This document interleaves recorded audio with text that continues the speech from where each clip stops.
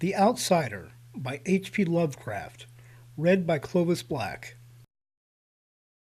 Unhappy is he to whom the memories of childhood bring only fear and sadness. Wretched is he who looks back upon lone hours in vast and dismal chambers with brown hangings and maddening rows of antique books, or upon odd watches in twilight groves of grotesque, gigantic, and vine-encumbered trees that silently waved twisted branches far aloft.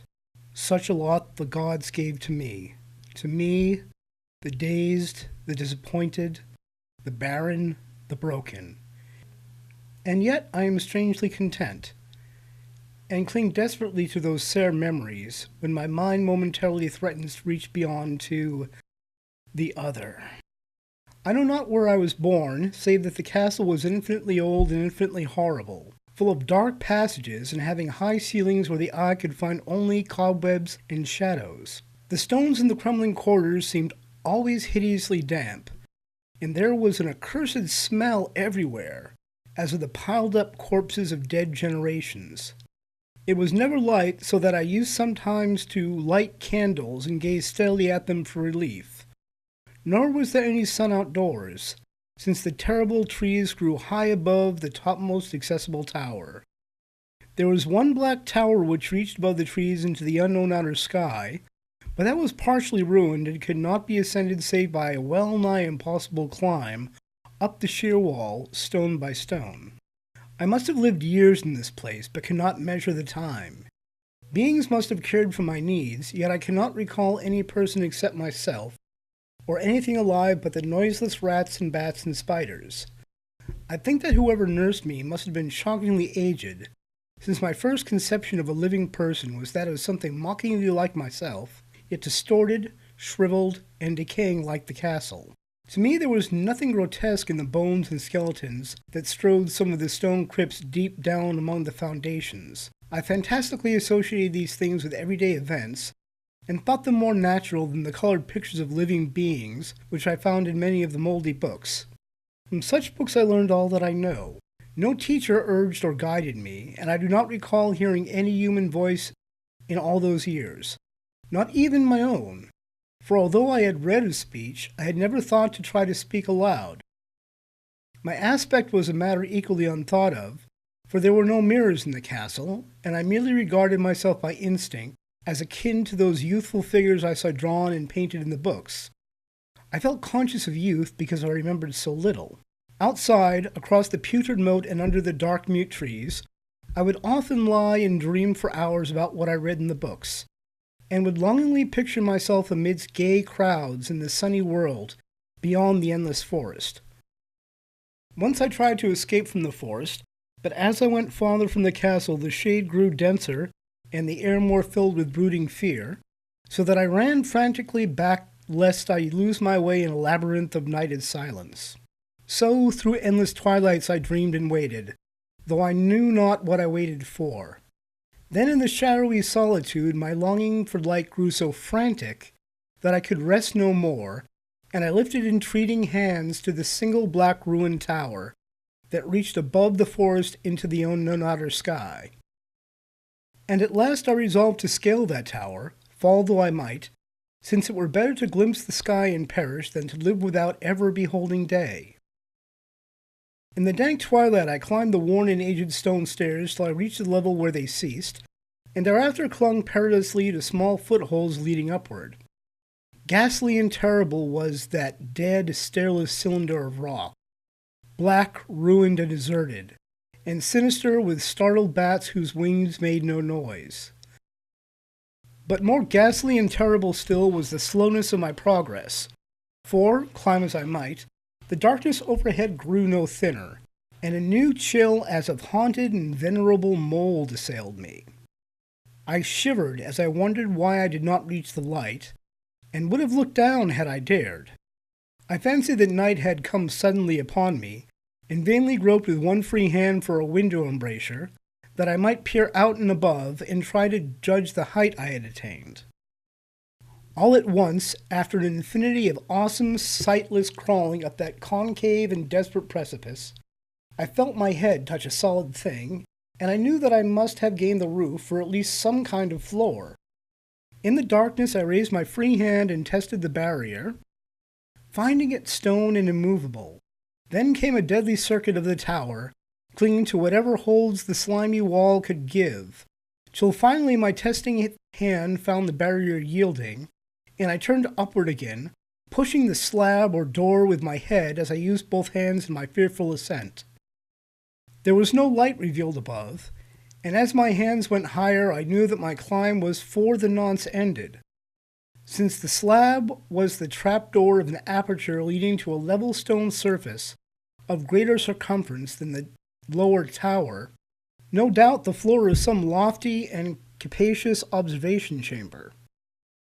I crawled through carefully and tried to prevent the heavy slab from falling back into place, but failed in the latter attempt. As I lay exhausted on the stone floor, I heard the eerie echoes of its fall, but hoped when necessary to pry it open again. Believing now I was at a prodigious height, far above the accursed branches of the wood, I dragged myself up from the floor and fumbled about for windows that I might look for the first time upon the sky and the moon and stars of which I had read. But on every hand I was disappointed, since all that I found were vast shelves of marble, bearing odious oblong boxes of disturbing size. More and more I reflected, and wondered what hoary secrets might abide in this high apartment so many eons cut off from the castle below. Then, unexpectedly, my hands came upon a doorway, where hung a portal of stone, rough with strange chiseling. Trying it, I found it locked, but with a supreme burst of strength I overcame all obstacles and dragged it open inward. As I did so, there came to me the purest ecstasy I have ever known. For shining tranquilly through the ornate grating of iron, and down a short stone passageway of steps that descended from the newly found doorway, was the radiant full moon, which I had never before seen save in dreams, and in vague visions I dared not call memories. Fancying now that I had obtained the very pinnacle of the castle, I commenced to rush up the few steps beyond the door, but the sudden veiling of the moon by a cloud caused me to stumble, and I felt my way more slowly in the dark. It was still very dark when I reached the grating, which I tried carefully and found unlocked, but which I did not open for fear of falling from the amazing height to which I had climbed. Then the moon came out. Most demoniacal of all shocks is that of the abysmally unexpected and grotesquely unbelievable. Nothing I had before undergone could compare in terror to what I now saw, with the bizarre marvels that sight implied. The sight itself was as simple as it was stupefying, for it was merely this. Instead of a dizzying prospect of treetops seen from a lofty eminence, there stretched around me on a level through the grating nothing less than the solid ground, decked and diversified by marble slabs and columns, and overshadowed by an ancient stone church, whose ruined spire gleamed spectrally in the moonlight. Half unconscious, I opened the grating and staggered out upon the white gravel path that stretched away in two directions. My mind, stunned and chaotic as it was, still held a frantic craving for light, and not even the fantastic wonder which had happened could stay my course. I neither knew nor cared whether my experience was insanity, dreaming, or magic, but was determined to gaze on brilliance and gaiety at any cost.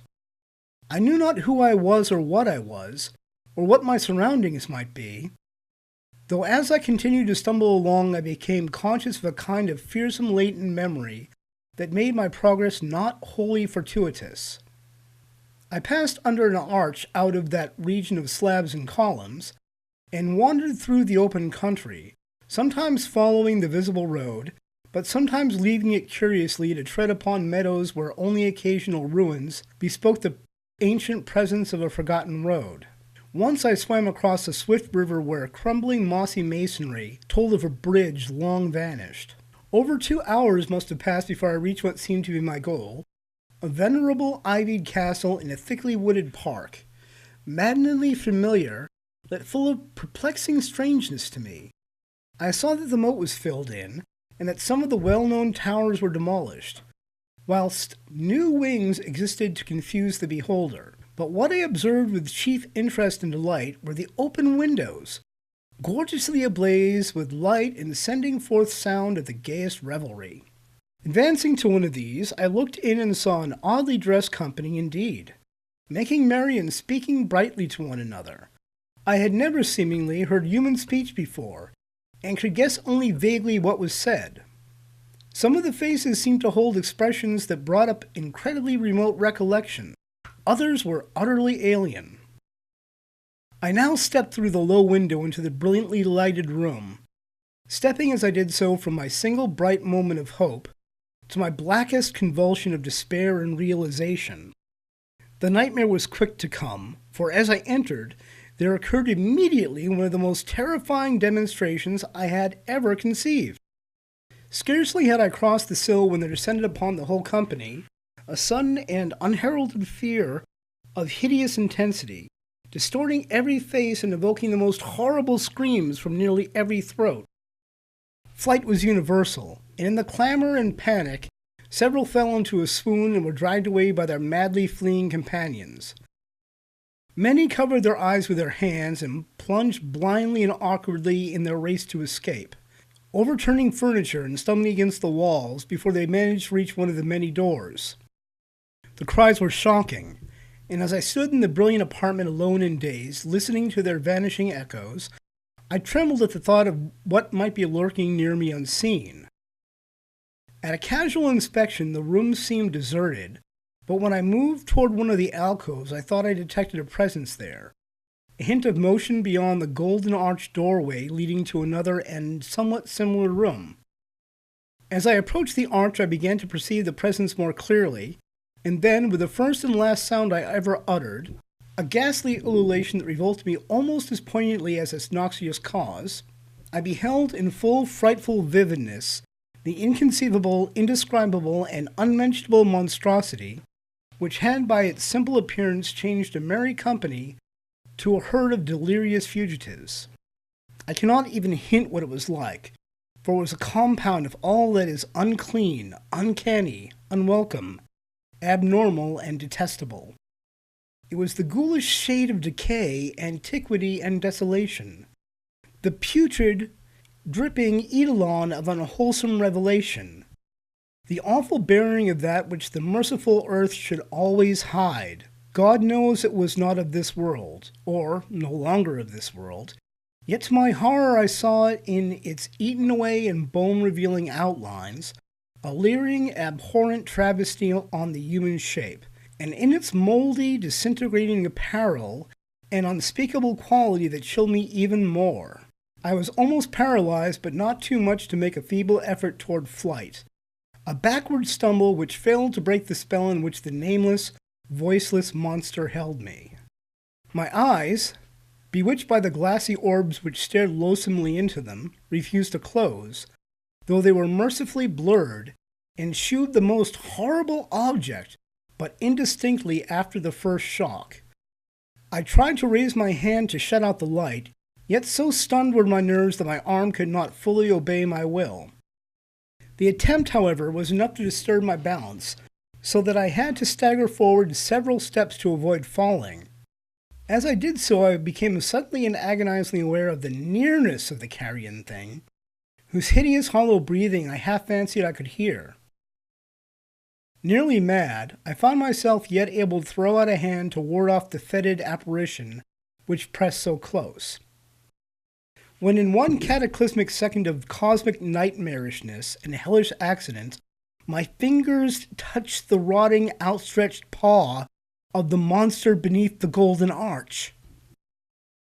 I did not shriek, but all the fiendish ghouls that ride the night wind shrieked for me, as in that same second there crashed down upon my mind a single and fleeting avalanche of soul-annihilating memory.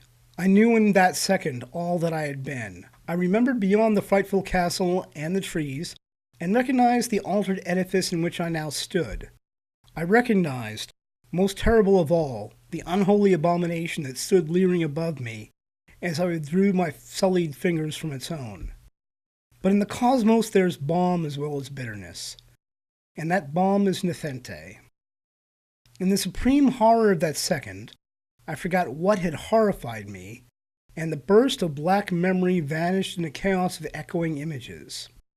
In a dream, I fled from that haunted and accursed pile, and ran swiftly and silently into the moonlight. When I returned to the churchyard place of marble and went down the steps, I found the stone trapdoor immovable. But I was not sorry, for I'd hated the antique castle in the trees. Now I ride with the mocking and friendly ghouls on the night wind, and play by day amongst the catacombs of Nefren Ka in the sealed and unknown valley of Harath by the Nile. I know that light is not for me, save that of the moon over the rock tombs of Neb, nor any gaiety save the unnamed feast of Nitocris beneath the Great Pyramid. Yet in my new wildness and freedom I almost welcome the bitterness of alienage. For although Nepenthe has calmed me, I know always that I am an outsider, a stranger in this century and among those who are still men.